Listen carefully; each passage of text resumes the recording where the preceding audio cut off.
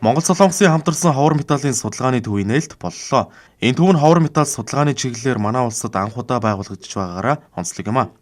Хоёр улсын засгийн газар хоорондын хамтын ажиллагааны хүрээнд энэхүү төвийг байгуулах санаачлага 2023 оноос эхэлжээ. Бүгд найрамдах Солонгос улсын бослогоо тусламжаар хэрэгжүүлж байгаа ховор металлын судалгааны төвийн барилгын ажлын засвар үйлчилгээ хийх тендерийн ажлыг төсөл хэрэгжүүлэгчдийн нэг болох Тус улсын уулуурхай нөхөн сэргээлт ашигт малтлын корпорац гүйцэтгэжээ. Энэ төв нь манай улсад вольфрам, молибден, литий зэрэг 10 гаруй ховор металлыг судлах юм а. Дэлхийн нийтэд одоо газрын ховор металл ямар одоо чухал байгааг бид бүгд мэдж байгаа. Энэ чиглэлд бид бас нэг томоохон тоглогч болох боломжтой. За байгалийн одоо нөөцөөрөө бол бид бас дэлхийд дээгүүр ордог. За энэ салбарыг хөгжүүлэх бодлого биднэрт бол маш чухал байгаа. Энэ бодлогыг бол манай яамн дээр боловсруулаад удахгүй одоо бас батлуулна. Газрын хэвлэлд байгаа бидний энэ одоо ховор элемент металлууд ер нь ямар химийн одоо агуулгатай энийг хэрхэн баяжуулахын эдийн засгийн хувьд өрөөгөөчтэй юу гүү юу гэдэг бүхэл төрлийн судалгаа хийх чадaltaй үндсэндээ бараг 60 гаруй лабораторийн багаж тоног төхөөрөмжтэй бүрэн хэмжээний судалгаа хийх чадaltaй ийм лаборатори Монгол улсад ажилтнанд орж байна. За бид бол одоогийн байдлаар бол зөвхөн нүүрсэн цөөрөлсөн одоо эдийн засгтай байгаа зэсээ гаргаж ирэх хэрэгтэй, ховор металлуудаа гаргаж ирэх хэрэгтэй.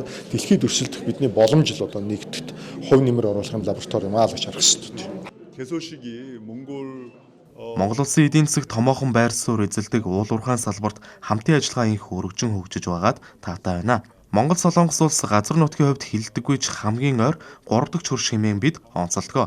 Тэр утгаараа энэхүү судалгааны төвд нэвтрүүлж байгаа өндөр технологи хоёр орны уулуурхайн салбарын хамтын ажиллагааны бэлэг тэмдэг болно гэдэгт итгэлтэй байна. Солонгост бид нар монголчуудыг энэ өндөр мэрэгжлийн, өндөр докторийн сургалтанд хамруулах, шинэ боловсон хүчин бэлтгэх гэдэг тал дээр бол биднээс хамтарч ажиллаж байгаа. Тэгээ одоо энэ төв маань нэгдээд ирэхээр Монгол Солонгосын эрдэмтнүүд маань хоорондоо бас хамтран ажиллаж нэг нэгнээсээ туршлага солилцож, нэг нэгэндээ илүү их боломжийг нээж өгөхийн төлөө бол бид нараас хамтран ажиллаад илүү стратеглог бас мөн улс орны хөгжлийн төлөө хоёр улсын төлөө бас хийж болох тийм арга хэмжээнүүдийг бид нар бас хийхийг ерөн зорж байгаа. Мөн дээрээс нь хамтын аж ахуйн нэгжүүдийг бас хөгжүүлэх гэсэн тийм зорилт бас байгаа. Тэр зорилтын төлөө бид бас ажиллаж байгаа. Монгол улсын геологийн судалгаа шинжилгээний төвд төрийн өмчт үйлдвэрийн газрын дэргэд тус төвийг байгууллаа.